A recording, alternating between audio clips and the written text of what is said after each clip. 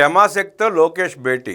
IVP semi founder రాజా మాణిక్యంతో రాష్ట్ర మంత్రి నారా లోకేష్ భేటీ అయ్యారు. ఈ సందర్భంగా మంత్రి లోకేష్ మాట్లాడుతూ ఆంధ్రప్రదేశ్లో సెమీ కండక్టర్ పరికరాల తయారీ కేంద్రం లేదా చిప్ డిజైన్ కేంద్రాన్ని ఏర్పాటు చేయాలని కోరారు. ఇందుకు రాష్ట్ర పారిశ్రామిక క్లస్టర్లలో అందిస్తున్న ప్రోత్సాహాలను ఉపయోగించుకోవాలని సూచించారు.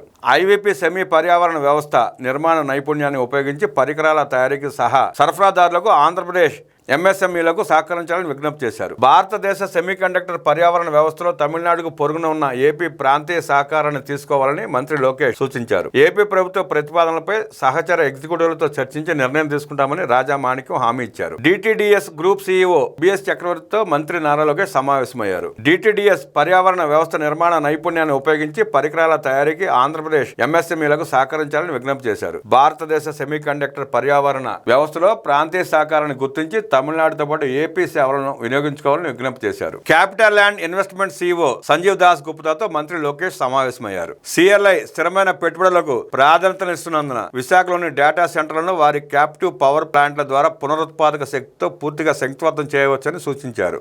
సాంప్రదాయ సాఫ్ట్వేర్ కంపెనీలు వైజాగ్ వంటి టైర్ 2 నగరాలకు తరలివస్తున్న నేపథ్యంలో వైజాగ్, విజయవాడలో ఐటీ సాఫ్ట్వేర్ పార్కులు, మిశ్రమాభివృద్ధి నమూనాల ఏర్పాటును పరిశీలించాలని సూచించారు.